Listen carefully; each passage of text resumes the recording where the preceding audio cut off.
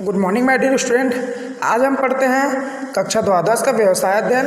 आज हमारा टॉपिक रहेगा प्रबंध सिद्धांत। प्रबंध सिद्धांत के अंतर्गत आज हम पढ़ते हैं हेनरी फयोल के सिद्धांत। हेनरी फयोल के कुल 14 सिद्धांत हैं, तो उसमें मैं आपको कुछ चुनिंदा सिद्धांतों को बताता हूँ। ये बहुत ही पेपर में IMP है ना, अक्सर पेपर में पूछा जाता है, तो इसे आपको याद भी करना होगा।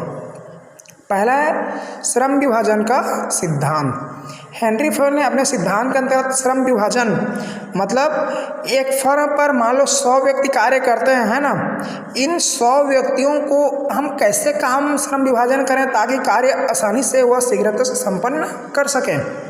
इसके लिए हमें कहना चाहिए कि एक फर्म 100 व्यक्ति है, तो उनको हमें यह देखना होगा कि कौन व्यक्ति क्या काम करता है ना, उनके पास क्या डिग्री है, क्या योग्यता है, कौन व्यक्ति किस कार्य में रुचि रखता है ना।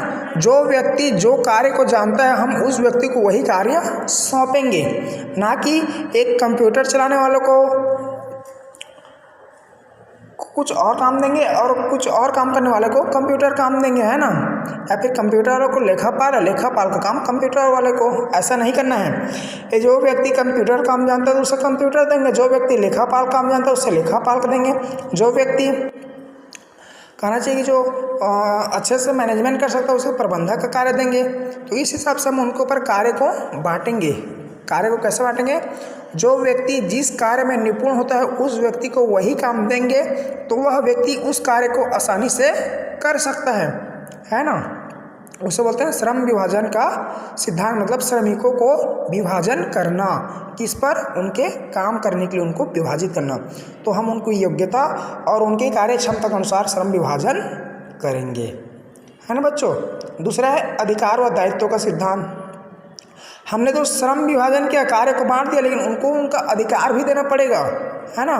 जैसे कि हमने किसी को मैनेजर बना दिया है ना मैनेजमेंट के लिए, तो उसे मैनेजमेंट का अधिकार मतलब किसी को डांटने का अधिकार, निरीक्षण करने का अधिकार, है ना, उसके लिए दायित्व तो भी देना पड़ेगा, है ना। सिर्फ अधिकार से काम नहीं चलेगा, दायित्व तो भी, मतलब यदि कार्य में कुछ लापरवाही होती है तो जवाबदारी भी उसी की रहेगी। ठीक है बच्चों। तीसरा है अनुशासन का सिद्धांत। हेनरी फयोल का तीसरा सिद्धांत यह दिखाता है कि व्यवसाय पर अनुशासन रहना आवश्यक है।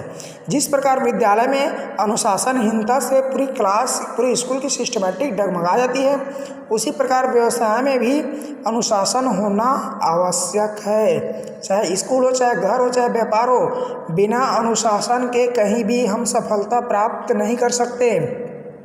तो प्रबंध हमेशा अपने कर्मचारियों को अनुशासन में रहने की सलाह देता है। चौथा है आदेश की एकता का सिद्धांत। हेनरी फयोल ने अपने सिद्धांत के अनुसार आदेश की एकता को पारित किया है। आदेश की एकता मतलब हमें हमेशा मान लो एक प्रबंधक है, उसके नीचे 100 कर्मचारी हैं, है ना। मान लो एक प्रबंधक है, एक पर्यवेक्षक है और उसके नीचे 100 कर्मचारी हैं, तो उन्हें सिर्फ पर्यवेक्षक से ही आदेश प्राप्त होना चाहिए, ना कि पर्यवेक्षक से, ना कि प्रबंध से। इसे बार बार अनेक कर्मचारियों से परामर्श नहीं मिलना चाहिए, आदेश नहीं मिलना चाहिए।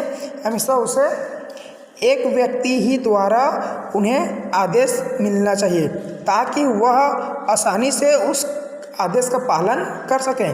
कई बार क्या होता है कि ज़्यादा से ज़्यादा 2-3 व्यक्तियों द्वारा हमें आदेश या निर्देश देने पर हम थोड़ा विचलित हो जाते हैं और कार्य को अच्छे से नहीं कर पाते हैं। इसलिए हमें किसी एक प्रबंधक द्वारा ही आदेश प्राप्त या डायरेक्शन प्राप्त होना चाहिए। पांचवा निर्देश की एकता। निर्देश मतलब सुझाव, है ना। कोई व्यवसाय में जो ऊपर से नीचे की ओर आता है उसे आदेश कहते हैं, और नीचे से ऊपर की ओर जाता है उसे क्या कहते हैं? सुझाव या फिर निर्देश कहा जाता है। ठीक है बच्चों। तो निर्देश भी एक ही स्तर में जाना चाहिए, मतलब निर्देश भी नीचे से ऊपर की ओर प्रवाहित होना चाहिए। ठीक है बच्चों, ये बहुत ही इंपॉर्टेंट है, अक्सर पेपर में पूछा जाता है, इसे आपको याद करना होगा। Thank you.